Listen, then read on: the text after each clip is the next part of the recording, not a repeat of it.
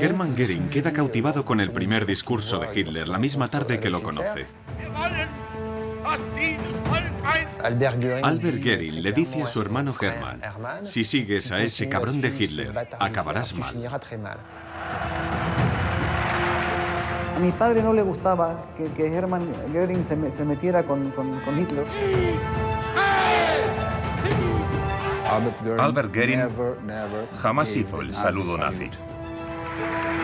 Mi padre sí era de ayudar a mucha gente y tenía muchas personas que podían necesitar esa ayuda. Albert ayudó de diferentes formas a las víctimas del nazismo, a judíos, checoslovacos. Sacaba las hojas ahí del escritorio de mi tío, falsificaba la firma de Hermann. Aquello llama la atención de la Gestapo, que comienza a sospechar de él. Desde el cuartel general de la Gestapo se ordena que sea abatido inmediatamente.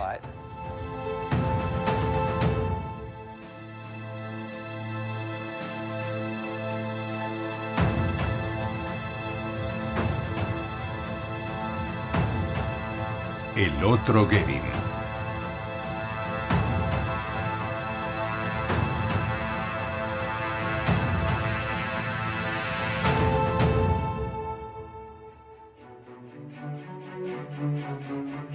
Heinrich Göring, el padre de los hermanos Göring, nació en 1838.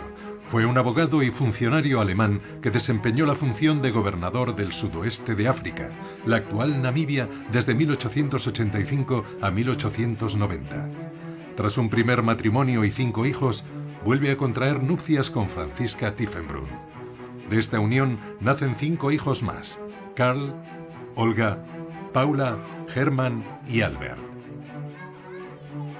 Elisabeth Göring desciende de esta línea familiar. Es nieta de Franziska. Franziska, en esos tiempos las mujeres de sociedad, las mujeres de buen nivel, que tenían educación, entraban a ser enfermeras generalmente, a prestar servicio como en las enfermerías, y ella también lo hizo en África, se metió ahí, y ahí conoció al médico, que era un señor muy importante, europeo, el doctor Hermann von Eppenstein. Ayudó a Franziska en un parto. Tras aquello, mantuvieron una estrecha amistad. Era un buen amigo de la familia. Los 3 primeros hijos de Franziska vienen al mundo en el extranjero, allá donde Heinrich está destinado. Sin embargo, Hermann Göring nace en Baviera en 1893 y el Benjamín Albert Göring en 1895 a las afueras de Berlín. Pero en casa de los Göring hay un oscuro secreto alrededor del nacimiento de Albert. Elisabeth Göring es hija de Albert, pero no debería apellidarse Göring. El hombre en torno al cual gira este misterio familiar no es otro que von Eppenstein, médico y padrino de Hermann Göring. Y Hermann se llama así por Hermann von Eppenstein. Y luego, aparentemente, mi padre, Albert Göring, que no tiene ningún parecido con Hermann ni con sus hermanas, sería el hijo natural, digamos, de este señor von Eppenstein con mi abuela Franziska. El doctor Hermann von Eppenstein pertenece a la nobleza germana y posee una gran fortuna. De ascendencia judía, se convierte al protestantismo en la Alemania antisemita. Padrino de Hermann y progenitor de Albert Göring, se arroga además el papel de benefactor de la familia y padre sustitutivo.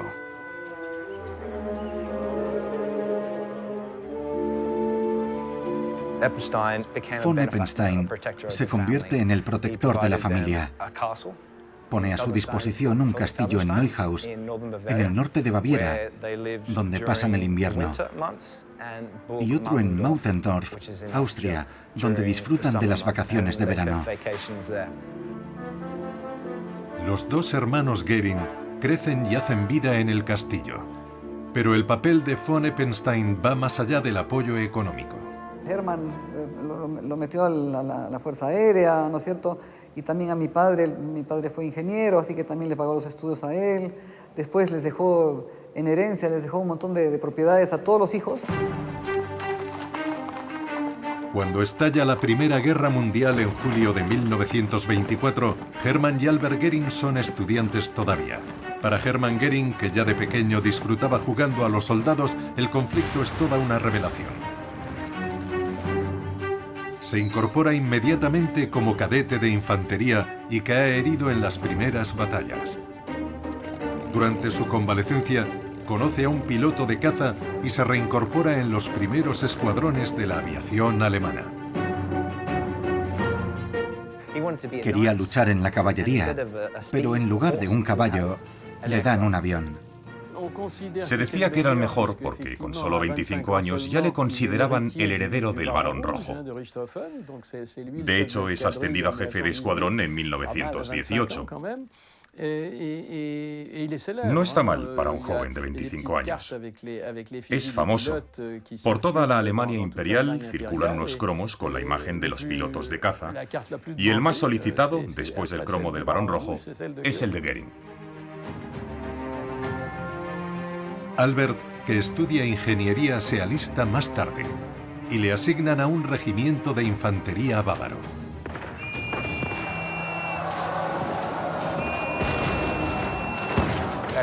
Albert lucha en el ejército de tierra, en comunicaciones.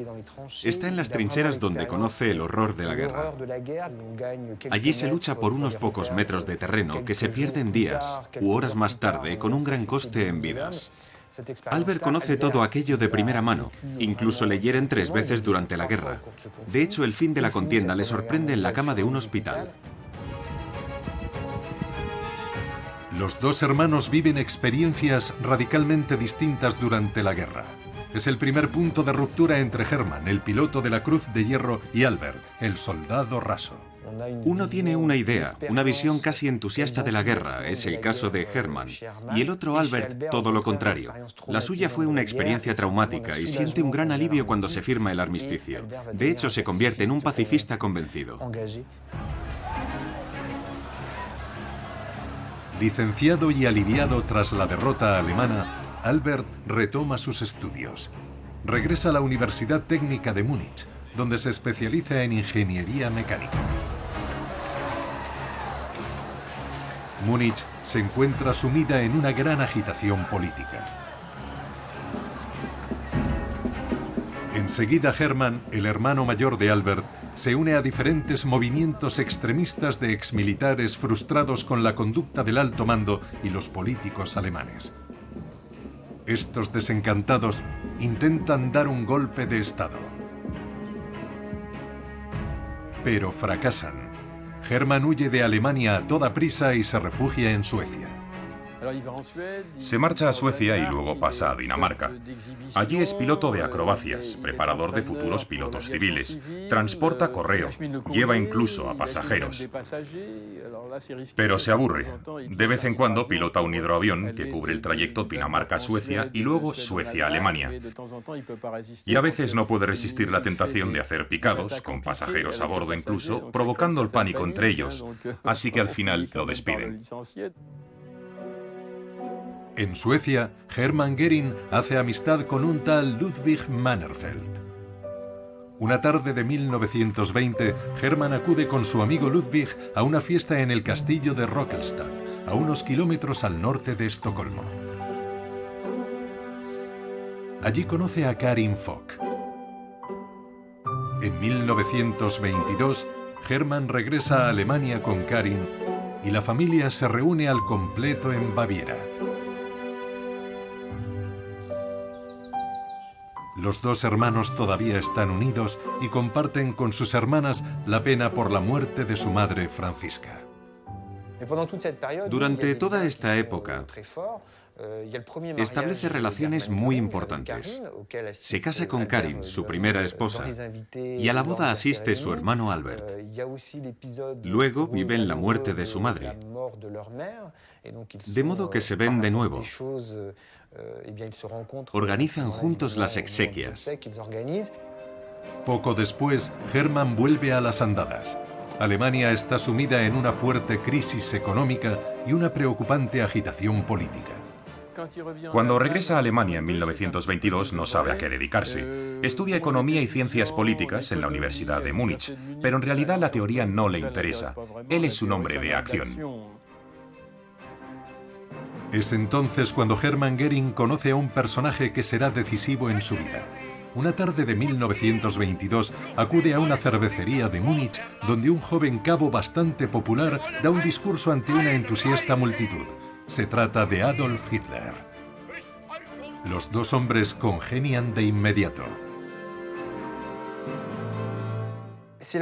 Es toda una revelación comprobar que hay jóvenes que piensan como él, que el Tratado de Versalles es una infamia, que Alemania jamás debió perder la guerra y que si se produjo la derrota fue por la traición del Estado Mayor. Y aquella tarde Hermann Göring por primera vez escucha cómo alguien más dice eso mismo con vehemencia y pasión. Su compromiso con el nazismo nace de la idea de venganza, de orgullo nacional. No tiene que ver con el antisemitismo. En eso se diferencia de otros altos dignatarios y mandos nazis como Himmler o Goebbels, para los que el antisemitismo es la causa principal de su adhesión al nazismo. Albert intenta razonar con su hermano. Hitler es peligroso. Una opinión compartida por el resto de la familia. O sea, a mi padre no le gustaba que Hermann Göring se metiera con Hitler. O sea, desde un principio él estaba contra eso. Desde un principio se burlaba de él. Albert Göring le dice muy claro a su hermano que si sigue a ese cabrón de Hitler, es la expresión que utiliza, solo conseguirá empeorar las cosas. Le dice que acabará mal.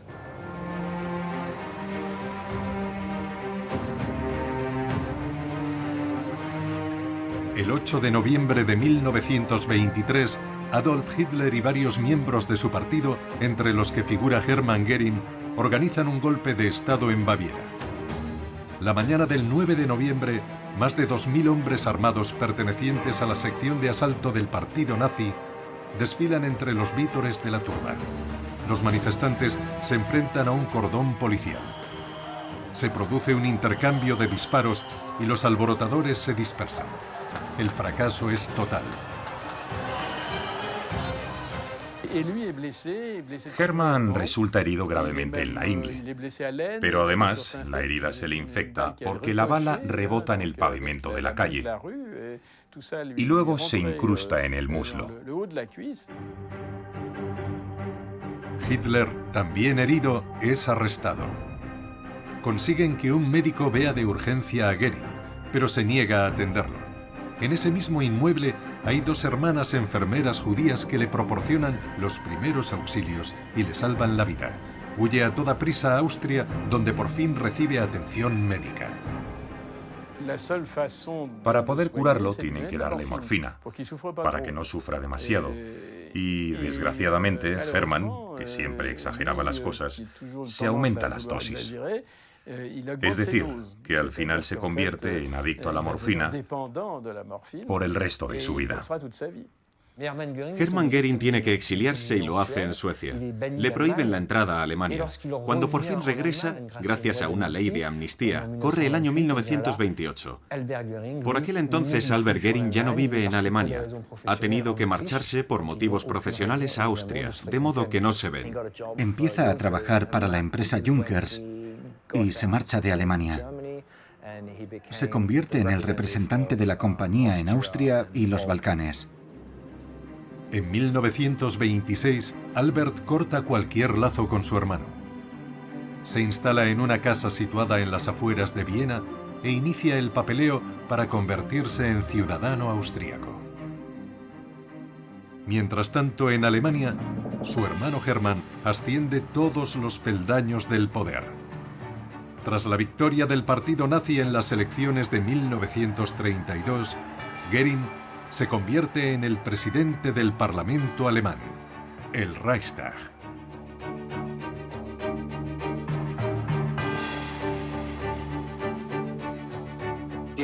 La libertad del país, el honor del pueblo y la seguridad de la patria serán las líneas directrices de mis actos. Es él quien iza al poder a Hitler. Muchos creen que Hitler resultó elegido canciller y no es verdad. Hitler no fue elegido canciller. El presidente Hindenburg no quería nombrar canciller a Hitler. De hecho dijo, como mucho puedo nombrarlo ministro de Correos para que lama los sellos con mi efigie. Es Göring quien presiona a Hindenburg para que recurra a Hitler. Y así es como llega al poder. Sin Göring probablemente no lo habría conseguido.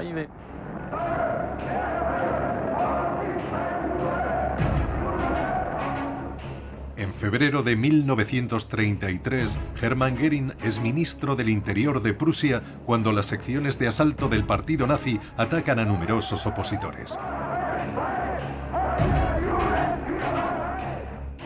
Participa en la planificación de los primeros campos de concentración y crea la siniestra Gestapo. Hitler le recompensa nombrándolo ministro de Aviación.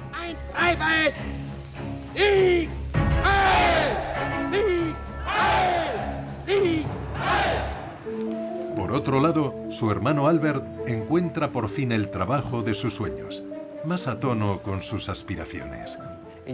Descubre un nuevo horizonte profesional en una compañía cinematográfica muy importante en aquella época, Dobby Sasha, donde comenzará a trabajar, no como director de cine, sino como ingeniero. Su cargo es más bien logístico, administrativo. Una vez instalado en su nuevo puesto, comenzará a frecuentar los círculos intelectuales vieneses, en los que, en aquel momento, hay muchos judíos. Aquello tendrá un gran efecto en su vida. Se puede decir que Albert Göring se enamora de Viena, admira la gran belleza de la ciudad, pero también su importancia como núcleo cultural europeo de la época. Allí se codea con muchos artistas. Albert entra en contacto con los creadores y directores más importantes del país. En Dobby Sasha conoce al director Ernst Neubach, con el que entabla amistad. Conoció a Albert Göring durante el rodaje de la película Millonario. Estaba en Viena, en los estudios Dobby Sasha. En aquella época, Albert Göring era el director de los estudios. Toda la industria cinematográfica lo conocía. Todos sabían quién era Albert Göring y todo el mundo se sorprendía de que trabajara en el cine y no con su hermano. Su apellido provocaba cierta inquietud. La gente que lo conocía al principio se mantenía a la defensiva, pero a él le encantaba ver cómo todos acababan cambiando de postura. Por ejemplo, Ernst Neubach dijo que no quería trabajar con él porque no quería tener nada que ver con el hermano de Hermann Göring. Pero Albert rompía el hielo con alguna broma chiste. Decía, por ejemplo, me meo en Hitler, me meo en el régimen nazi. Y la gente se relajaba un poco. A los que seguían desconfiando, acababa ganándoselos poco a poco. Está casado, pero Albert Göring es un seductor. En Viena encadena un romance tras otro. Albert tiene una vida sentimental muy agitada, complicada. Se casa en 4 ocasiones, se divorcia en 3. Tiene cierto aire de dandy, un toque seductor que gusta a las mujeres. No se oculta y tampoco tiene muchos escrúpulos. Cuando ve que una aventura toca a su fin, comienza otra. Karin, la primera mujer de Hermann, muere en 1931. A finales de 1934 conoce en Berlín a Emmy, una actriz de teatro. La celebración de su boda fue todo un acontecimiento. Adolf Hitler actúa como testigo y asisten toda la familia de Göring y una multitud enloquecida. Hacía 12 años que Hermann y su hermano no se veían.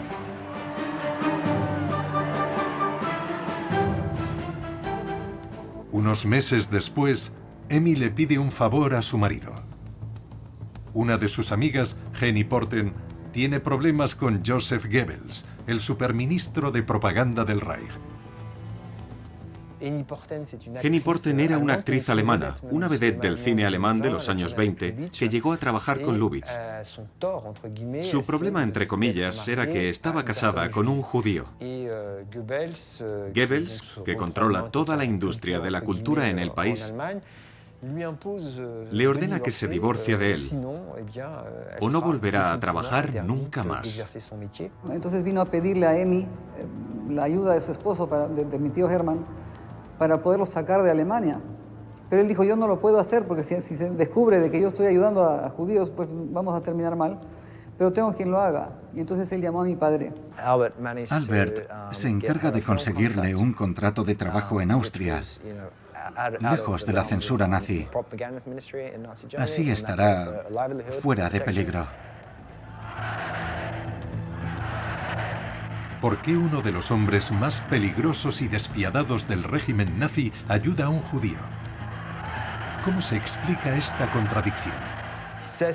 Resulta bastante sorprendente, es curioso, pero una de las claves para comprender la personalidad de Hermann Göring nos la dan los psiquiatras, porque ha sido objeto de 2 estudios psiquiátricos realizados con 15 años de diferencia, y ambos expertos llegan a la misma conclusión, y es bastante inquietante.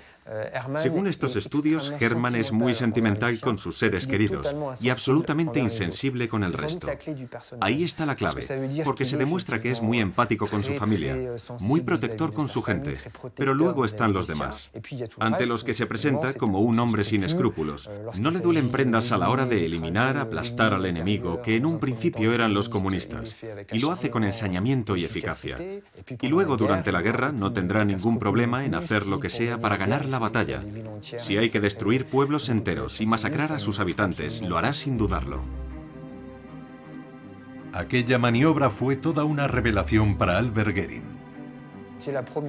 Es entonces cuando se da cuenta, por primera vez, de que puede ayudar a otra gente. Son años convulsos en los que la vida de mucha gente puede estar en peligro por culpa del nazismo, y él, desde su posición, puede hacer algo por ellas. Partió en un principio para ayudar al esposo de la señora esta, ¿no es cierto?, la amiga de su esposa. Pero luego, mi padre, lógicamente, le vinieron otras ideas. Mi padre sí era de ayudar a mucha gente y tenía muchas personas que podían necesitar esa ayuda, entonces continuó. El retiro de Albert en Viena, lejos del furor nazi, no dura mucho. El 12 de marzo de 1938, el ejército alemán invade Austria.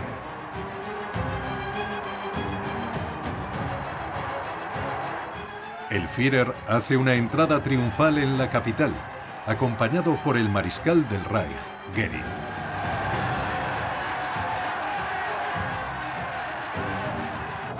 Hermann Göring aprovecha para visitar a su hermano.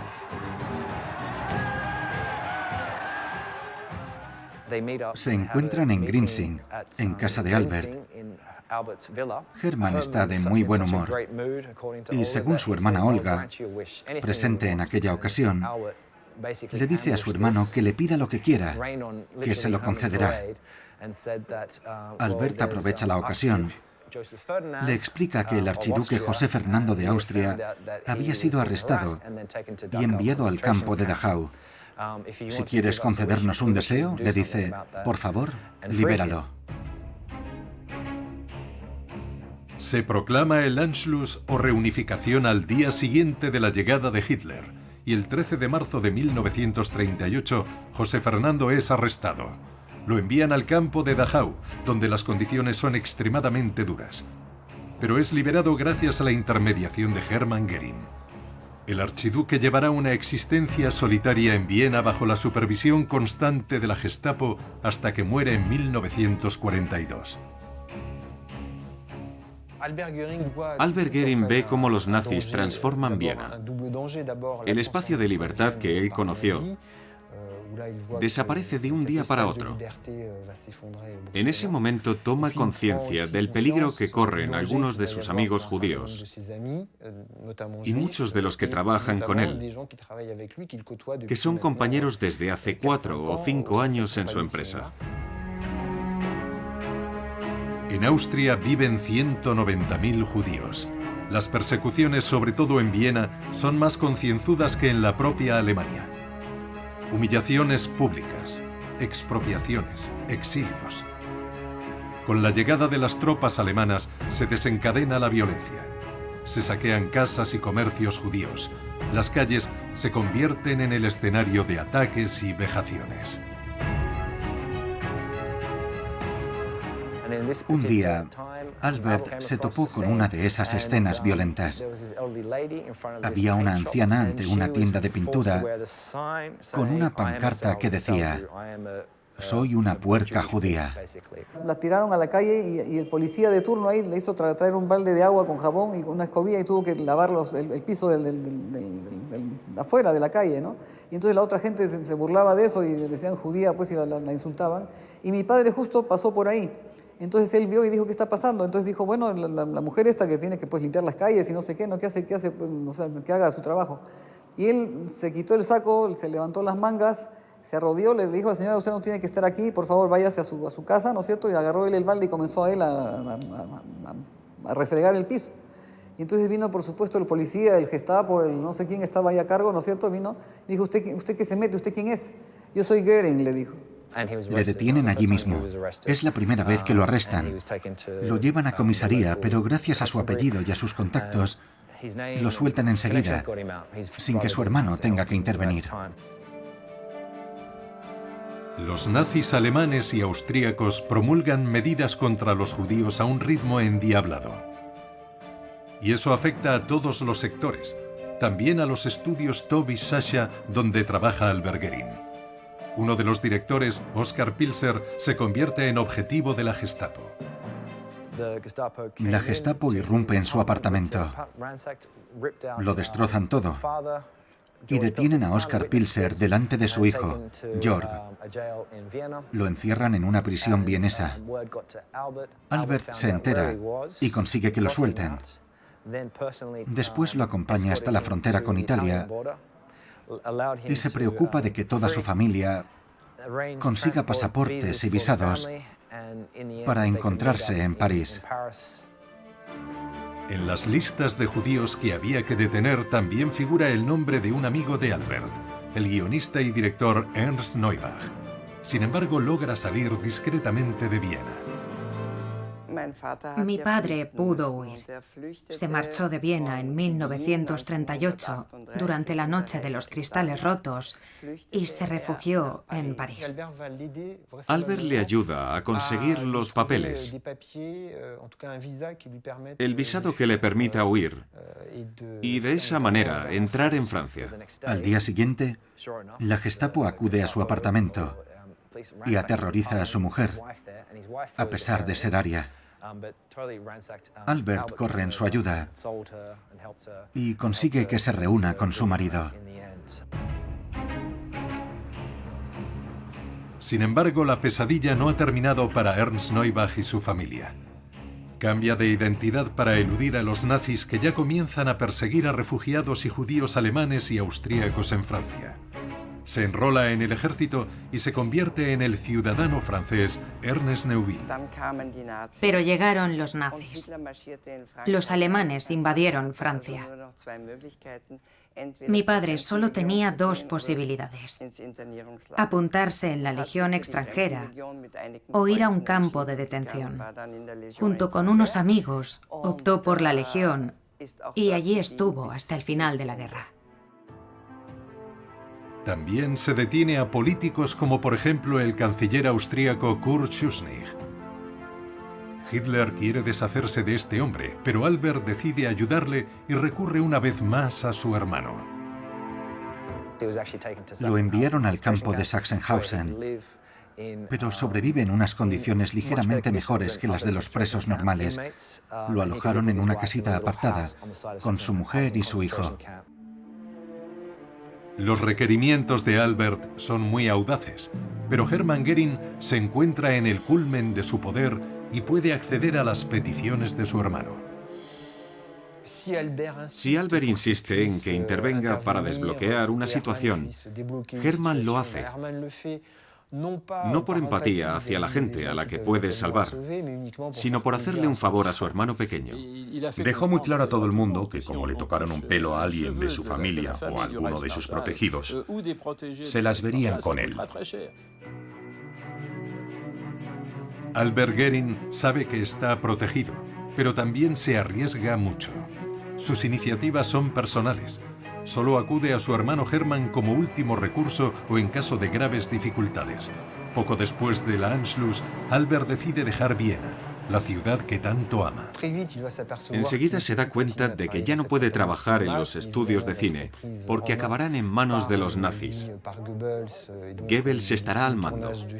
No hay ningún proyecto artístico que pueda interesar a Albert en estas condiciones.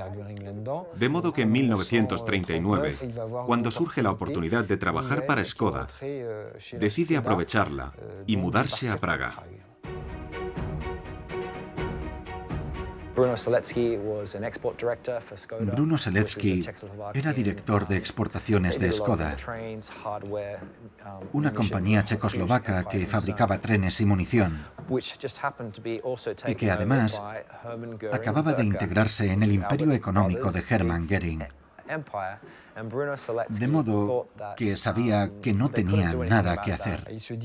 Albert pensó que quizá fuera bueno trabajar en un lugar así. Además, yo creo que aceptó el puesto con la idea de ayudar a la resistencia checa, que ya existía en aquellos momentos. Albert acepta la oferta y se marcha a Praga en junio, donde firma un contrato y se convierte en el nuevo director de exportaciones de Škoda. Acepta la oferta de Škoda y comienza una nueva vida en Praga, también bajo ocupación nazi desde 1938.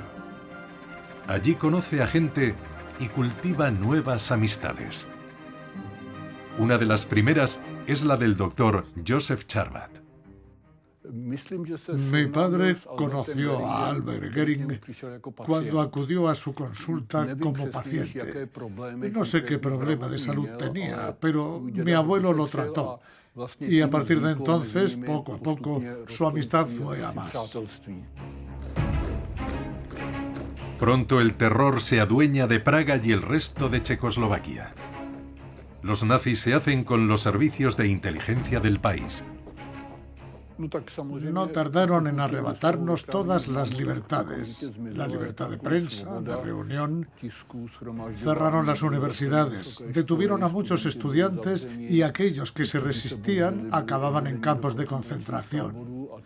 Eso es lo que le sucedió a mi abuelo, que como representante de la inteligencia de la época y jefe de la Federación de los Scouts, fue de los primeros en ser enviado al campo de Buchenwald. Albert se entera y es entonces cuando demuestra su gran habilidad como estratega. Escribe una carta con el membrete de Hermann Göring al comandante del campo de concentración de Buchenwald y le exige la liberación inmediata del doctor Josef Charbat, su médico personal. La firma solo con su apellido, Göring. Falsificaba la firma de Hermann, porque cuando él iba a la casa de él, ellos tenían una casa un coto de cacería en los Alpes, ¿no? Y ahí estaban generalmente invitados en ese lugar, entonces él se sacaba las hojas ahí del escritorio de mi tío, ¿no es cierto? Y ahí fabricaba eso me contó mi mamá, fabricaba los permisos de salida, digamos, ¿no? Y él falsificaba la firma del tío para que pudiera salir más gente. Eso hizo mi papá. Ahí sí mi tío ya no supo más de eso, ¿no?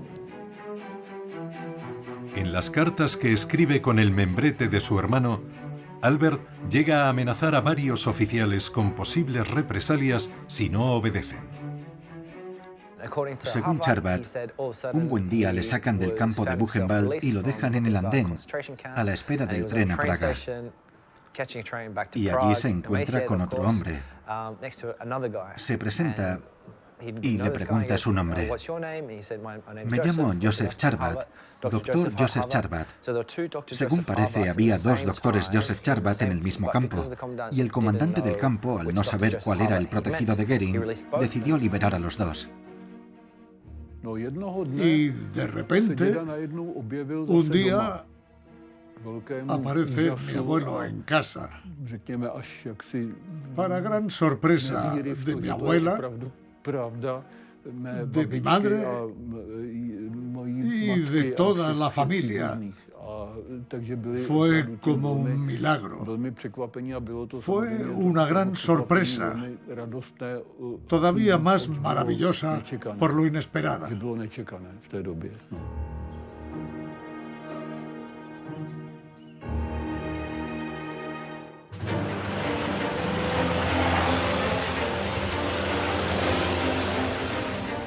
La guerra ahora es mundial. En la sede de Škoda, los nazis vigilan de cerca al personal de la empresa de importancia estratégica. Kabel Sobota se convierte en ayudante de Albert en las oficinas centrales de la compañía. La empresa estaba infiltrada por la resistencia. Incluso en la dirección, de hecho, el presidente colaboraba con la resistencia en connivencia con Albert Göring. Financiaban la resistencia y pasaban documentación confidencial a Estados Unidos, sobre todo acerca de los últimos avances en tecnología militar. Una de las personas más importantes de esta empresa se llama Jan Moral. Es uno de sus directores y colabora con la resistencia desde el primer momento. La Gestapo enseguida sospecha de él. Para alejarlo a él y a su familia del peligro, Albert Göring lo envía a una sucursal de Škoda en Bucarest, Rumanía. Así es como logran escapar de la Gestapo. Y al ayudar a Moravec, al conseguir que tenga una mayor libertad de movimientos, también posibilita que continúe colaborando con la resistencia. Así logra enviar mensajes secretos a Londres de parte de la resistencia checa. Dentro de la compañía, además de la dirección, los obreros sabotean gran parte del material de guerra destinado al ejército alemán. No respetan los plazos de entrega, cuelan granos de arena en la producción. Pasan cosas extrañas y se sabe que Albert Göring conoce los hechos e intenta taparlos. Hace la vista gorda, no lo denuncia. Pronto se gana el respeto del personal checo de Škoda. Albert Göring jamás hizo el saludo nazi. Nunca levantó el brazo para saludar y jamás respondió al saludo de Heil Hitler. Pero no hacía alarde de aquello. Él no quería publicidad ninguna. Y no buscaba demostrar que era una buena persona.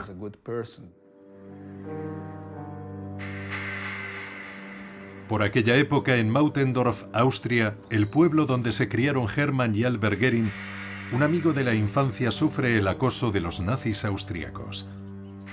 Michael Hohensin es un apacible vecino del pueblo, víctima de los excesos de la Gestapo local. Antes de la guerra, mi padre era el típico austríaco que no sentía ninguna simpatía por el régimen alemán. Durante un corto periodo de tiempo fue jefe de la Heimwehr en Mautendorf, una organización cristiana con fines sociales. Los nazis quisieron aprovechar su posición y lo invitaron a unirse al partido nazi, a sabiendas de que no lo haría. Por supuesto, se negó. Y esa fue la excusa utilizada para denunciarlo como enemigo de Hitler. Fue arrestado inmediatamente. Pasó un tiempo en la cárcel de Salzburgo antes de ser enviado al campo de Dachau. A estas alturas de la guerra, en 1941, Dachau, al norte de Múnich, en Alemania, era ya un campo de exterminio donde se asesinaba casi sin descanso. Mi madre era muy amiga de la mujer del doctor Riegele, hermana de Hermann Göring. Ella inmediatamente se puso manos a la obra e intentó contactar con su hermano para exigirle que interviniera en favor del señor Hohensin. Y, como según parece, no pudo localizarlo, recurrió a Albert, que en aquel momento estaba en Checoslovaquia trabajando para Skoda. Así consiguió sacarlo de Dachau.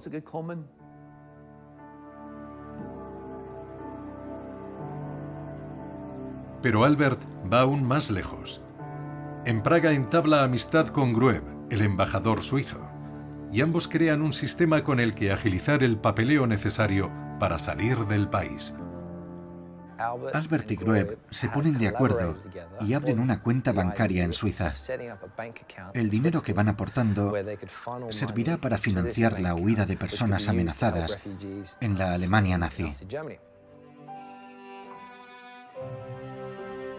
Albert conoce a Mila en una velada organizada por la Embajada Suiza en 1942. El flechazo es instantáneo.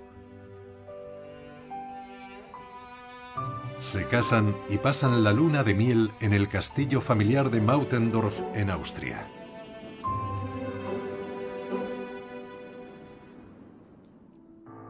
Unas semanas después, Albert recibe una petición de ayuda. Se trata de Franz Lehár, compositor y director de orquesta vienés, famoso en toda Europa. Es el autor de la opereta La viuda alegre, una de las favoritas de Hitler. La mujer del músico, Sophie Pakis, es judía y los nazis amenazan con enviarla a un campo de concentración. Albert viaja a toda prisa a Berlín, donde pide ver a su hermano.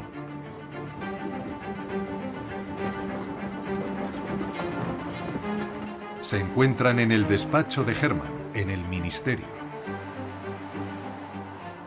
Albert le cuenta la historia, lo que ocurre con Franz Lehár, y le pregunta cómo puede pasar algo así con el compositor favorito de Hitler. Así es como funcionaba Albert. Sabía que no podía pedir ayuda sin más. Tenía que encontrar un argumento de peso. Solía apelar al ego de su hermano. Le preguntaba cómo un hombre tan poderoso como él permitía que ocurriera tal o cual cosa bajo su mando. ¿Qué ocurre al final? Que Hermann Göring le dice a su hermano que exponga el caso ante Joseph Goebbels. El encuentro va bien y dan con una solución. Obtiene un certificado de pureza de raza, por así decirlo. Un papel que demuestra que la mujer del músico es de origen ario y no judío. De esta forma está protegida. Al menos mientras sea la mujer de Franz Lehár, no tiene nada que temer. Para darle las gracias a Albert, Franz Lehár compone una pieza musical en su honor y le invita a Budapest a escucharla.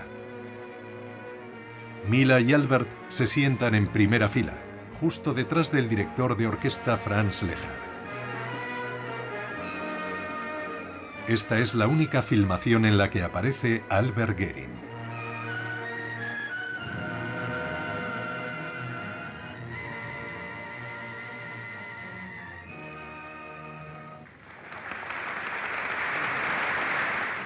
A pesar de su discreción, algunos favores y logros de Albert Göring no pasan desapercibidos. Al menos para el servicio secreto británico, donde circula un dossier sobre sus conexiones con la resistencia húngara. Aquello, por supuesto, alerta a la Gestapo, que cada vez se fía menos de él. De hecho, se realizan varios informes sobre Albert Göring, el último extremadamente amenazador, donde se le trata de gángster. De modo que Albert cada vez corre más peligro. La Gestapo emite varias órdenes de arresto, al menos 3, que luego se retiran.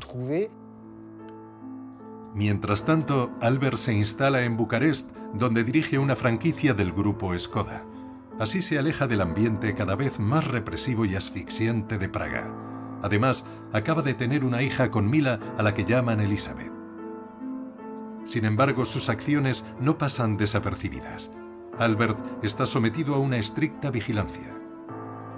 En el verano de 1944, la situación es muy preocupante. El Ejército Rojo está a las puertas de Bucarest, una ciudad muy castigada por los bombardeos estadounidenses. Los alemanes se marchan. Europa queda libre del yugo nazi. Albert debe huir a toda prisa, pero antes de conseguir un transporte, le informan de que el pasaporte especial que le permitía circular libremente está anulado. Además, se entera de que el cuartel general de la Gestapo ha ordenado que, en caso de arresto, sea ejecutado inmediatamente. Unos meses más tarde, los soviéticos entran en Berlín, mientras que los estadounidenses liberan Baviera. Son los últimos días de Hitler.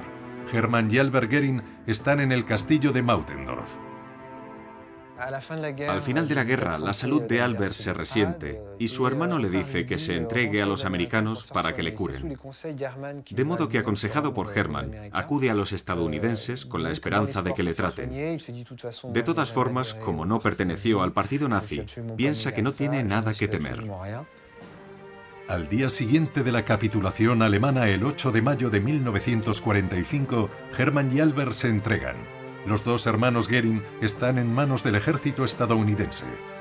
Los encierran en Augsburgo, una ciudad al norte de Múnich, en Baviera. Ahí es donde sus caminos se cruzarán por última vez. Hermann le dice a Albert que siente mucho verlo allí por su culpa. Siente haberle causado problemas. Pero sabe que saldrá porque no tienen nada que reprocharle. En cambio, él tiene un futuro mucho más complicado. Así que le pide una cosa, que se ocupe de su mujer y su hija cuando salga. Los investigadores estadounidenses del Tribunal de Nuremberg, que instruyen las causas contra los criminales nazis, se frotan las manos. Entre Hermann y Albert Göring creen tener a dos grandes dignatarios del régimen, pero enseguida descartan a Albert, ya que no estuvo en Alemania durante la guerra y sabe muy poco de lo que hacía su hermano. Los investigadores dudan. Albert entiende que debe tomar las riendas de su defensa. Y entonces él hizo ahí una lista y habló de que el hermano había ayudado pues, a escapar a las personas, que había firmado los salvoconductos más conocidos, más, ¿no? Como la esposa del señor Lehár y como tantos otros ahí, ¿no? Aquella lista contiene 34 nombres. Son los que recuerda, los más conocidos y sobre todo aquellos cuya dirección conoce. Entrega dicha lista a los investigadores y unos días más tarde es nuevamente interrogado por un oficial estadounidense. Entonces, cuando mi padre le explicó que entre tantas personas que él había sacado estaba también la señora esta Sofía de Lehár, él dijo, bueno, este hombre está diciendo la verdad porque yo conozco esto. La señora Sofía es mi tía y ella nos contó que el hermano de Hermann Göring es el que la había sacado. Así que el oficial cree lo que le cuenta Albert Göring y envía un informe en el que recomienda que aquel hombre sea liberado, que no debe estar en prisión. Pero el destino no ha dicho su última palabra. Los estadounidenses se lavan las manos y lo extraditan a Checoslovaquia. Allí, en plena desnazificación, las nuevas autoridades lo quieren juzgar por su trabajo en Skoda en los años que sirvió a la máquina de guerra alemana. Le acusan de complicidad con el enemigo y por lo tanto su vida está de nuevo en grave peligro. Mi padre escribe a Eduard Beneš, que era presidente de Checoslovaquia en aquella época. Le envía una larga carta pidiendo que exculpe a Albert Göring y que lo libere a cuenta del gran número de personas que ayudó. Algunos miembros de la resistencia checa, como Moravec, numerosos obreros de la fábrica de Skoda y familias a las que ayudó, prestan declaración en su favor. Finalmente es absuelto. Albert es libre pero está enfermo. Mientras tanto, Hermann Göring, declarado culpable por el Tribunal de Nuremberg y condenado a la horca, se suicida. Albert está deprimido, perdido. Mi mamá descubrió que él tenía pues un montón de amigas, él era muy prolífico en eso, y una secretaria de mi padre tenía mucha simpatía por mi mamá y le daba pena la situación, entonces le reveló esto. El matrimonio se separa en 1947 tras un doloroso proceso en el que Albert Göring lucha por la custodia de Elizabeth. Fracasa y lo vive como una doble pérdida. Mila decide abandonar Europa e instalarse en Lima, Perú, donde Elizabeth vive en la actualidad. Mi mamá siempre me ha obligado a escribirle. Mi mamá tuvo un mérito de que nunca habló mal de su esposo, o sea lo que sea que le hizo a ella, ella quería mantener la relación entre nosotros, entre padre e hija. quería crearla de alguna manera porque el padre nunca funcionó, o sea, nunca me escribió, nunca me contestó. Albert se convierte en un paria que subsiste en Baviera gracias a trabajos puntuales. La situación de Albert empeora. No consigue un trabajo estable. Su apellido es un impedimento. La gran ironía de esta historia es que el apellido que le permitió salvar a mucha gente acaba siendo su perdición. Albert Goering muere en 1966 sin ver de nuevo a su hija. Descansa junto a sus padres, hermanos y hermanas en el gran cementerio de Múnich. La lápida del panteón familiar fue retirada porque los descendientes no tienen dinero para pagar la concesión. En el año 2013, el historiador William Burke solicitó a Yad Vashem que el Estado de Israel reconociera a Albert Goering como justo entre los justos por haber salvado la vida de numerosos judíos, pero la petición fue denegada. Para ser reconocido como justo entre los justos, es necesario haber salvado a judíos, pero arriesgando la vida, poniéndose uno en peligro. La duda está en si esta condición se puede aplicar a Albert Goering, y eso no está claro. Evidentemente hubo varias órdenes de arresto de la Gestapo, y Albert vivió momentos complicados, pero a pesar de todo, siempre gozó de la protección de su hermano. Siempre tuvo claro que su hermano lo salvaría. Ahí está el escollo principal. Sin embargo, la negativa no es firme debido a la gran cantidad de datos que hay que contrastar. Es más, Yad Vashem no ha cerrado el proceso. Pero tampoco cabe duda de que el apellido Goering no ayuda. En cuanto a su familia, Albert jamás respondió a las cartas y a los dibujos que le envió su hija. ¿Qué piensa ella? ¿Le ha perdonado? Digamos, siento que debo perdonarlo, que él se redime ante mi propia, digamos, actitud, digamos, ¿no? Porque veo que ha hecho cosas en favor de otras personas necesitadas en un momento muy duro, muy difícil, y él se atrevió a hacerlo, o sea, tenía valores, ¿no? Indudablemente que debo respetar. Ahora, que se haya olvidado de mí, bueno, pues, ¿qué voy a hacer? Yo me llevé la parte no tan buena, pero ¿qué importa? Es la vida de un individuo contra la de muchos, o sea, es más importante eso, ¿no?